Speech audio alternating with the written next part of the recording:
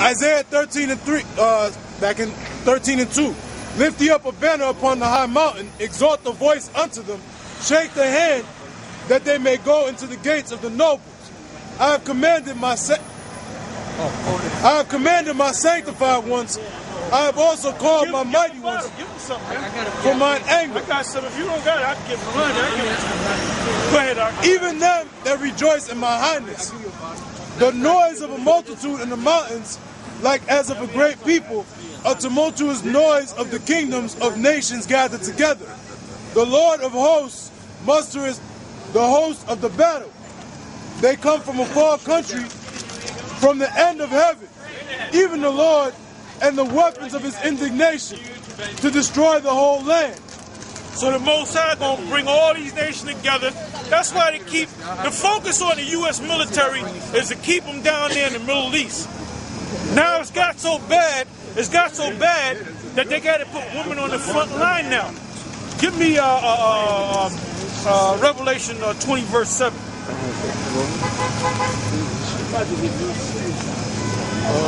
Revelation 20:7. See, you got guys out here that's not serious, man. You got guys that's not serious, man. We're serious about this, man. You know, the young men that you see, they serious about this, man. That's why they come in and week out. When you watch GMS videos of the different states, the first speakers always say the same thing. Shalom, all praise to Yahweh Hashem Yahushai, double honor to the elders. We the Hebrew Israelites, we come out week in and week out. All right? And why does the other GMS camps do that? Because they saw us doing it, man. That's because there's certain states that they don't even get cold. The brothers go out. That's a blessing unto them. And you got brothers, the GMS in Chicago. This is like a heat wave to them. And I'm serious. This is like a heat wave to them, man. Boy, yeah, Boston. Yeah. You know about Boston, man. Because when you go further north, it gets colder. It might be 10 degrees cold up there in Boston. Oh, yeah. And Canada, too. Canada's like maybe 15 degrees colder than down here. That's all them bootleg Israelites get afraid to go out in the cold. Now last week they're afraid to go out if it's too damn hot. Hey, even Django was out in the cold. Well, that's true. That's true. Even Django, he was out there in that cold snow practicing. Hey, he wasn't afraid of the cold, was he? And he was on a mission, and we on a mission. And we on a mission. Hey, like when you watch that movie Django Unchained, you're right. He was on a mission, man. You know? Like when you watch the series that we did, there was one part where he shot the white man right through the chest, and he had a Bible, right? And the devil fell down after he whipped him, and he shot him, and he said, "I like the way you died, white boy." You know? They showed the coldest, even though it's acting, they showed you how cold Jay could be, man. Now, Farrakhan had saw the movie in Chicago, and he was sitting next to a white couple, and the woman said, "Baby, after the movie, I don't want to go eat. I want to go home." Because it affected, and Farrakhan said, this movie affects white people different than it affects black people. Because how did it affect black people? They wanted to kill Whitey, man. How did it affect white people? They were feeling guilty. There you go. You know? Go ahead, Up. Revelation 20:7. And when the 1,000 years are expired, Satan shall be loosed out of his prison. Now, Satan is talking, the word Satan, in the Hebrew, the word Satan is shatan. Shatan. That's a Hebrew word. And it means enemy or adversary. So who is our number one enemy? The so-called white man. So who is this so-called white man? He's Shatan. He's Diabolos, the great deceiver. Go ahead. And when the 1,000 years are expired, Satan shall be loosed out of his prison, and shall go out to deceive the nations which are in the four quarters of the earth. Give me Caesar. Caesar. There you go. Whambo. 1453 was the key year. The word Renaissance is the key word. Birth of the beast, Roman Empire. Go ahead, brother. And shall go out to deceive the nations which are in the four quarters of the earth. So how do you deceive somebody? You talking about God? You telling God is up in the heavens? If you do the right thing, you're gonna go and see God, and you're gonna be eating milk and honey, right? But the white man is God is a white man. That's what they teach you. That's what they teach you, man. I remember years ago, every week, even in the winter, man, the white man would challenge us, debate against what we're saying. That don't happen no more, man. You see a cracker might come out of town, from out of town, he ain't never saw us before, but wait a minute. They see, when they go back to their home, they run into Israelites, man. You got two brothers up there in Alaska, man. You got brothers up there in Toronto, Canada, and in other parts of Canada. There's more than one camp in Canada, man. In Texas, you got what, 3 or 4 camps in Texas? In Chicago, you got a couple of camps in Chicago. The bars down there in D.C. right now, speaking right now with the brothers in GMS down there in D.C., down in the Carolinas, down in Virginia, out there in L.A., out there in England, out there in the Netherlands, out there in Germany. All right? And then everybody knows, all these other Israelite groups, these bootlegs, they all know who the Most High is dealing with. They all know that the Most High is dealing with GMS. There's other brothers out there, man. I'll give other brothers, other camps, honorable mention. If you're teaching like the way we teaching, man, hey, the Most High is with you.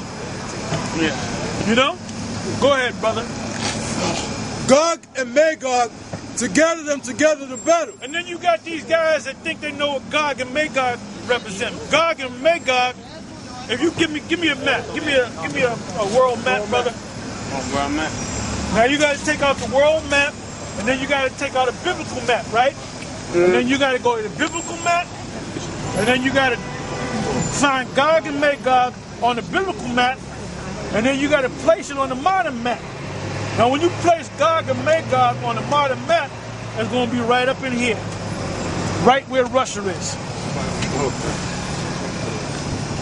Go ahead, Ak. To gather them together to battle, the number of whom is as the sand of the sea. Yeah, because all the armies, all the military. The biggest part of the U.S. government, the biggest part of their budget is what? The military. Because they sending all them boys out there. Now they sending all the girls out there. You see? Go back to Nahum, the 3rd chapter where you left off.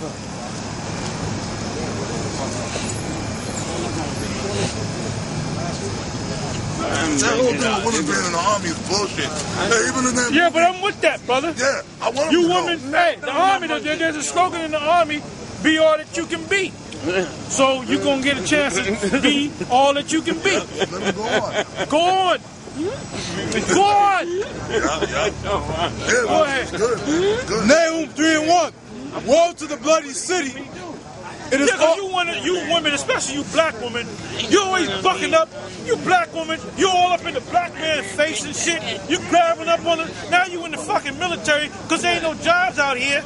So now you're going to be on the front line, bitch. Yeah. And your kids, once the Arabs rape your ass and you have kids, they're going to learn how to eat camel meat. And they're going to be speaking Arabic, man. Yeah, and they're going to convert to Islam. And they're going to convert to Islam. You know something? And when them bodies start, when they do a story of these women coming back in coffins, man, that's going to be like a new comedy show to me. Oh, yeah. That's going to be a comedy show. Because I'm going to say this on camera, right?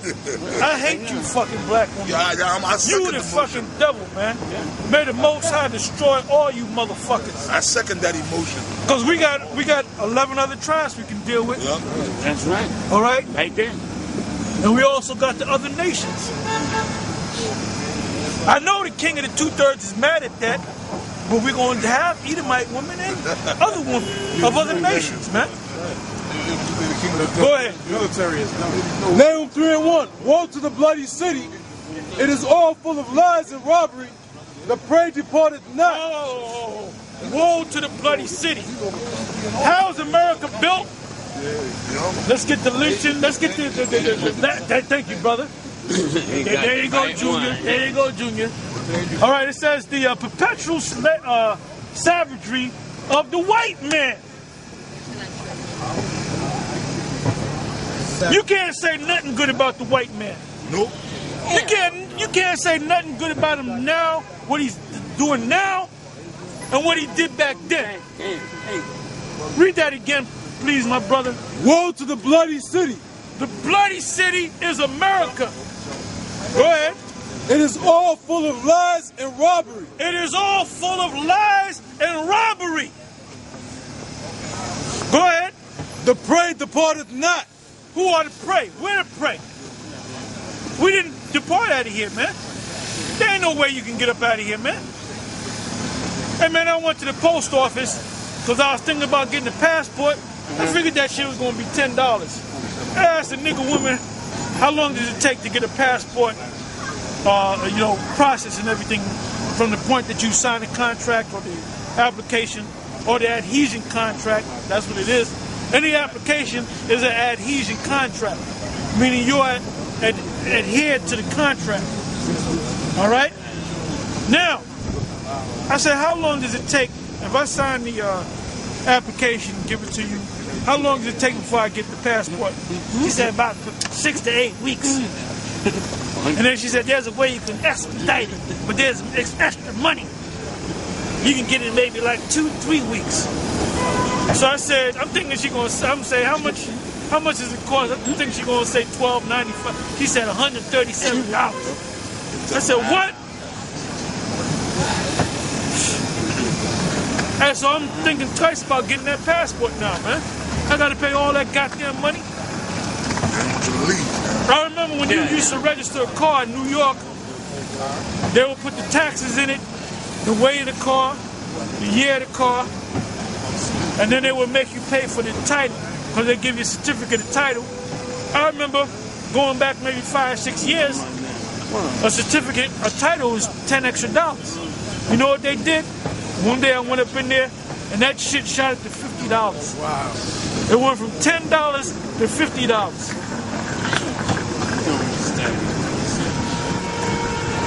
Go ahead. The noise of a whip and the noise of Hey man, if you got any black man in America that is mad at you because you hate America, stay away from that nigga, man. I've been doing That man's an enemy. He's a damn devil. Remember 2 weeks ago, 3 weeks ago, them two niggas were bucking up and whatnot? The Most High gonna kill them, guaranteed, man. Here it is, what's that? Had a feminine spirit. Of course it does. When I asked a guy if he stakes dicks up his ass. And he didn't get all that mad. Because he does take dicks up his ass, man.